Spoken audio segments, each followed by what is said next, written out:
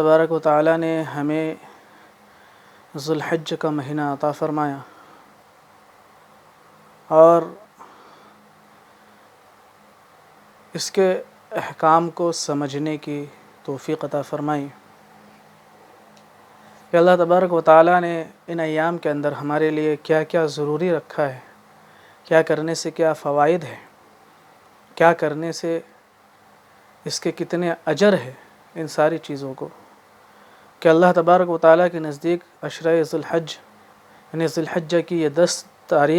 10 دن پہلی تاریخ سے لے کر یہ بہت افضل ہے، اور اس کے اندر جو بھی کام ہوتے ہیں اللہ تبارک و تعالیٰ کو بہت مقبول ہے، جتنے بھی اعمال کیے جاتے ہیں۔ اور اسی مہینے کے اندر اللہ تبارک و تعالیٰ نے قربانی والا نظم رکھا، قربانی کی ترتیب رکھی، جو ماشاءاللہ آپ حضرات نے کئی مرتبہ سنے کہ اللہ کے نبی صلی اللہ علیہ وسلم سے پوچھا گیا کہ اللہ کے نبی قربانی کیا ہے؟ آپ صلی اللہ علیہ وسلم نے فرمایا کہ تمہارے دادا حضرت ابراہیم علیہ السلام کی سنت ہے۔ تو یہ واقعہ تفصیل سے ہے، بہت سارے واقعات ہیں جو آپ حضرات نے اس سے پہلے بھی سنے ہوں گے، اور آپ حضرات نے ماشاءاللہ اس کو سمجھا بھی ہوگا اچھے طریقے سے۔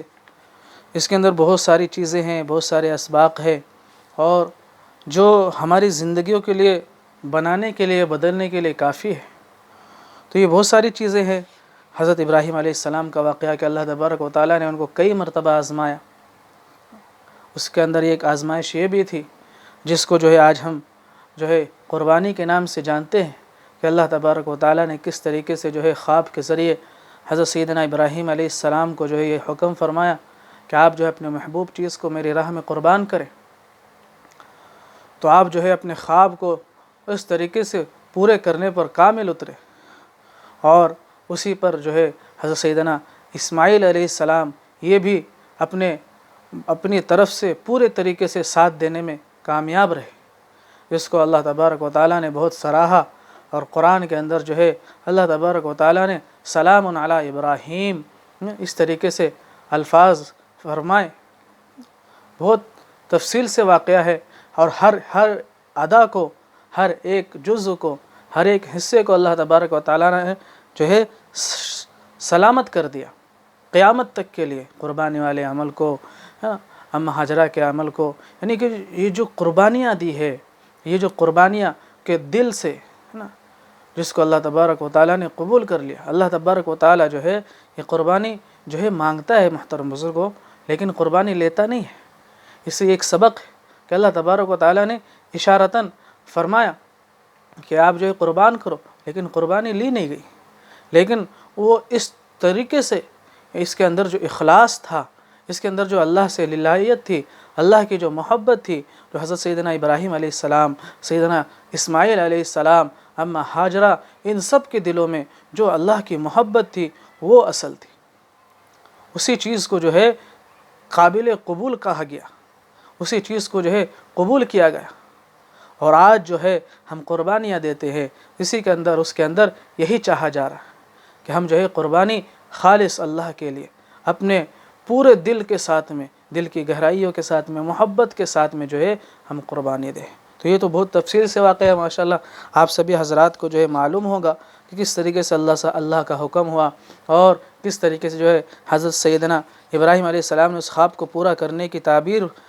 پورے طریقے سے کوشش کی، کس طریقے سے اپنے بیٹے سے مشورہ کیا حضرت اسماعیل، تاکہ وہ پورے طریقے سے تیار ہو جائے۔ علماء کرام فرماتے ہیں کہ مشورہ کرنے کا یہ مطلب نہیں تھا کہ کرنا ہے کہ نہیں کرنا ہے، بلکہ مطلب یہ تھا کہ آپ بھی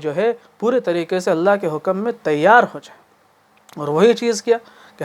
جب حضرت ابراہیم علیہ السلام نے کہا کہ میرے بیٹے، میں یہ چیز دیکھ رہا ہوں کہ آپ کو اللہ کے راہ میں قربان کر رہا ہوں، اس کے بارے میں آپ کی کیا رائے ہے؟ تو آگے سے جو الفاظ آئے جس کو قرآن نے محفوظ کر لیا، قرآن نے محفوظ کر لیا،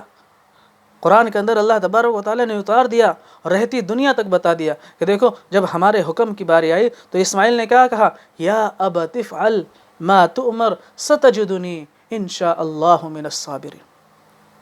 پیارے ابا جان آپ کر گزریے، آپ کو جو اللہ کا حکم ہوا ہے آپ کر گزریے، انشاءاللہ آپ مجھے صبر کرنے والوں میں۔ کیا جواب تھا، کیا جواب تھا۔ علماء کرام اس سے جو ہے ایک نقطہ نکالتے ہیں جس کو میں عرض کرتا چلوں کہ جب حضرت ابراہیم علیہ السلام نے اپنے بیٹے سے اس بارے میں مشورہ کیا تو آگے سے جو جواب آیا یا ابت افعل، قال یا ابت افعل، اس کو علماء کرام بتاتے ہیں کہ یہ جو محبت بھرے انداز میں پیارے ابا جان، عام الفاظ میں اگر جو ہے اس کا ایک ترجمہ نکالا جائے تو اس طریقے سے یا ابتی یعنی میرے پیارے ابا جان۔ تو فرمایا کہ یہ جو انداز تھا یہ کیوں تھا کہ اللہ کا ایک نظام ہے کہ جب باپ اپنے بیٹے سے بیٹا اپنے باپ سے جس طریقے سے جو ہے نا رویہ اختیار کرتا ہے، جس طریقے سے آپس کے تعلقات ہوتے ہیں، جس طریقے سے وہ اپنے باپ کے ادب احترام کرتا ہے، اسی طریقے سے اس کے ساتھ بھی کیا جاتا ہے۔ اگر وہ اچھائی کا سلوک کرتا ہے تو اگر بیٹا اپنے باپ کے ساتھ میں اچھائی کا سلوک کرتا ہے تو اس کا بیٹا اس کے اپنے باپ کے ساتھ میں جو ہے اچھائی کا سلوک کرتا ہے، اور بیٹا اگر اپنے باپ کے ساتھ میں برائی کا سلوک کرتا ہے تو بیٹا جو ہے اس کا بیٹا بھی اس کے ساتھ میں اسی طریقے سے۔ اللہ کا ایک نظام ہے جو جس طریقے سے کرتا ہے۔ تو فرمایا کہ اس کو ہم جب پیچھے جاتے ہیں کہ جب جو ہے حضرت ابراہیم علیہ السلام نے اپنے ابا جان یعنی حضرت آزر سے جو ہے بات چیت کی ہے جس کو قرآن نے کھینچا ہے، اس کے اندر بھی جو ہے حضرت ابراہیم علیہ السلام نے جو الفاظ استعمال کیے یا ابتی یا ابتی یا ابتی، پورے اس رکوع کے اندر، پورے اس صفحے کے اندر جو ہے حضرت ابراہیم علیہ السلام اپنے ابا کو جو سمجھا رہے ہیں، جو بات کر رہے ہیں کہ یہ صحیح نہیں ہے، اے میرے پیارے ابا جان یہ صحیح نہیں ہے، اے میرے پیارے ابا جان یہ صحیح نہیں ہے۔ تو اسی کے بنا پر حضرت اسماعیل علیہ السلام نے بھی اپنے ابا جان سے یعنی کہ حضرت ابراہیم علیہ السلام سے بھی اسی الفاظ کو استعمال کیا یا ابتی۔ تو میں ایک بات عرض کرتا چلوں کہ ہمارے معاملات ہمارے والدین کے ساتھ میں جیسے ہوں گے ہمارے بچوں کے معاملات بھی اسی طریقے سے ہوں گے۔ اس بارے میں الحمدللہ بہت تفصیل سے گفتگو ہو چکی ہے نا، میرے چینل کے اندر آپ دیکھیں کہ ماں باپ کے تعلقات آج خراب ہونے کی وجہ سے کتنے سارے نقصانات ہو رہے ہیں، اور اس کے نقصانات کی بہت ساری وجہ یہ ہے کہ ہر ایک اپنی زندگی کو جو ہے اپنے مطابق گزارنا چاہ رہا ہے، کوئی اپنی زندگی کو شریعت کے مطابق گزارنا نہیں چاہ رہا ہے، ہر ایک آزاد خیال بن کر زندگی گزارنا چاہ رہا ہے۔ بہت تفصیل سے اس کے بارے میں بات ہو چکی ہے، بس یہاں پہ ایک نقطہ آیا، اس لیے آپ حضرات کے سامنے عرض کرتا چلوں کہ ہمارے تعلقات ہمارے والدین کے ساتھ میں جیسے ہوں گے اسی طریقے سے ہمارے بچوں کے ساتھ میں ہمارے بچے ہمارے ساتھ میں تعلقات رکھیں گے۔ یہ اس چیز کے اندر ایک سبق ہے۔ اس کے آگے ہم اگر چلے تو اور ایک بات ملتی ہے کہ حکم کی تعمیل کس طریقے سے ہوئی، کس طریقے سے کہ اللہ کے آگے، اللہ کے حکم کے آگے جھک جانا، یعنی باپ نے بیٹے کو ذبح کرنے اور بیٹے نے ذبح ہو جانے کا ارادہ کر لیا۔ یہاں لما کا جب کا لفظ استعمال ہوا، جب کا لفظ استعمال کیا گیا، لیکن اس کا جواب مذکور نہیں، یعنی آگے یہ نہیں بتایا گیا کہ جب یہ واقعات پیش آ چکے تو کیا ہوا۔ اس سے اس بات کی طرف اشارہ ہے کہ باپ بیٹے کا یہ اقدام فداکاری اور اس قدر عجیب و غریب تھا کہ الفاظ اس کی پوری کیفیت کو بیان ہی نہیں کر سکتے۔ یہ جو معاملہ ہوا اور اس کو اس طریقے سے کر گزرے یہ دونوں حضرات کہ اس کے آگے کی بات ہی نہیں، فرمایا کہ اس کے آگے کے کوئی الفاظ ہی نہیں کہ انہوں نے جو اتنے بڑے قدم کو اٹھا لیا اس کو بتا سکے۔ اب جب امتحان ہوتا ہے تو امتحان کی کامیابی بھی ہوتی ہے، امتحان ہوتا ہے تو امتحانات کی کامیابی بھی ہوتی ہے، اس کا رزلٹ بھی ہوتا ہے نا، دنیاوی اعتبار سے ہم دیکھیں اسکول کے اندر، اور جب اس میں کامیابی ہوتی ہے تو بہت خوشی منائی جاتی ہے۔ تو اس کو اس طریقے سے کہ وَنَادَيْنَاهُ أَن يَا إِبْرَاهِيمُ قَدْ صَدَّقْتَ الرُّؤْيَا، اور ہم نے انہیں آواز دی کہ اے ابراہیم تم نے خواب سچ کر دکھایا، تم نے خواب سچ کر دکھایا، یعنی اللہ کے حکم کی تعمیل میں جو کام تمہارے کرنے کا تھا اس کو تم نے اپنی طرف سے اچھی طرح سے اس کے اندر کوئی کسر نہیں چھوڑی۔ اور خواب جو ہے، خواب میں بھی غالباً صرف یہی دکھایا گیا تھا کہ حضرت ابراہیم علیہ السلام انہیں ذبح کرنے کے لیے چھری چلا رہے، اب یہ آزمائش پوری ہو چکی، اب اس لیے انہیں چھوڑ دو۔ اِنَّا كَذَلِكَ نَجْزِي الْمُحْسِنِينَ، ہم مخلصین کو ایسا ہی صلہ دیا کرتے ہیں۔ یعنی جب کوئی اللہ کا بندہ اللہ کے حکم کے آگے سر تسلیم خم کر لیتا ہے، اپنے سر کو جھکا دیتا ہے، اپنے تمام جذبات کو قربان کر لیتا ہے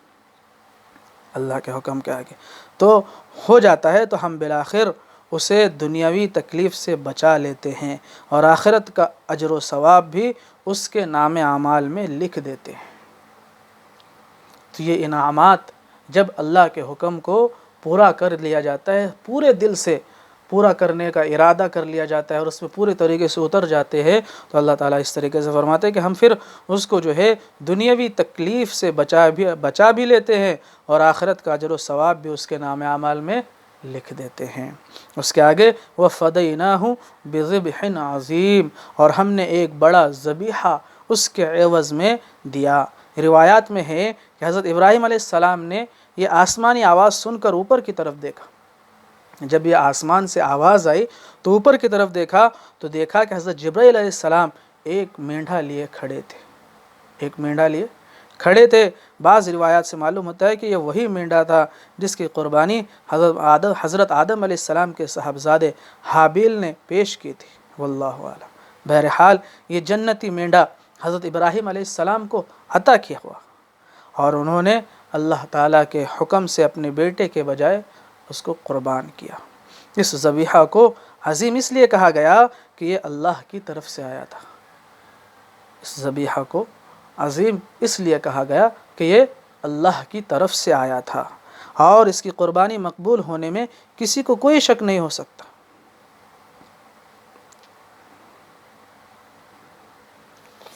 یہ ساری چیزیں ہمیں سمجھنی ہیں اور اس کو سمجھ کر ہمیں اس کے اوپر عمل کرنا ہے۔